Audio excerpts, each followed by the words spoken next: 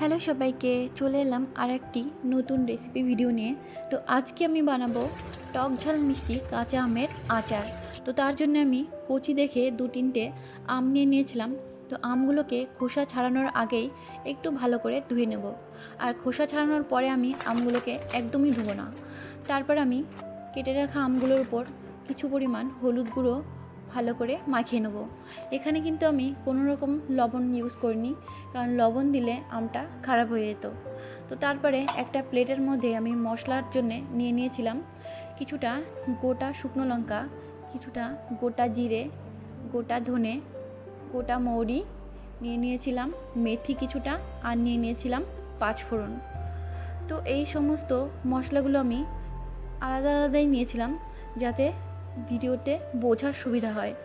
তো এরপর মশলাগুলোকে নিয়ে নেওয়ার পরে একটা কড়াই নিয়ে নিয়েছিলাম।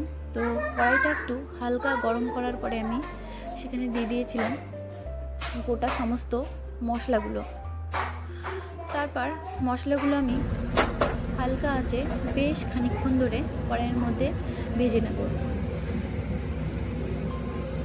মশলাগুলো থেকে যখন একটু হালকা সেন্ট বেরোবে ভাজা মশলার, তখন আমি মশলাগুলোকে একটা থালার মধ্যে বা প্লেটের মধ্যে আবার নামিয়ে নেব।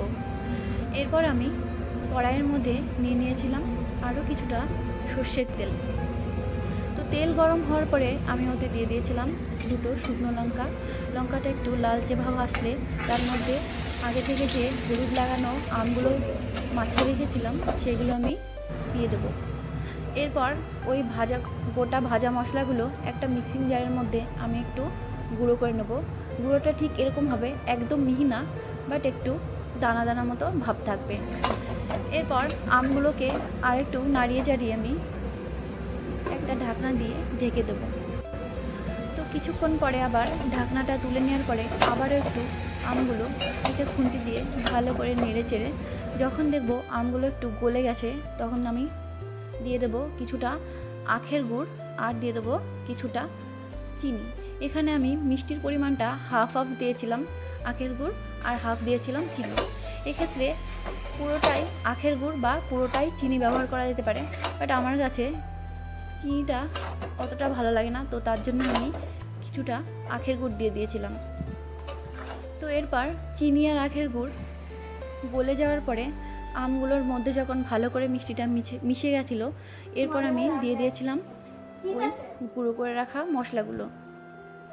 তো মশলাগুলো আমের আচারের মধ্যে ঢেলে দিয়ে আবারও একটু হালকা হাতে নেড়ে চেড়ে আমি ওতে দিয়ে দিয়েছিলাম 1 চামচ মতো ভিনিগার।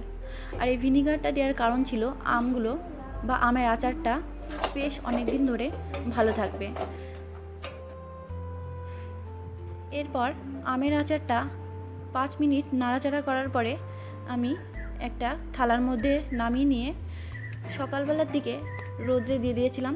তারপরে বিকেলবেলার দিকে আমের আচারের থালাটা তুলে নিয়েছিলাম। এরপর আমের আচারের থালাটা তুলে নিয়ে আসার পরে একটা কাচের জার বা বয়াম আমি ভালো করে ধুয়ে পরিষ্কার করে মুছে শুকনো করে রেখেছিলাম। তারপর আমি আমের আচারগুলো কাচের জারের মধ্যে ভরে দিয়ে রেখে দিয়েছিলাম।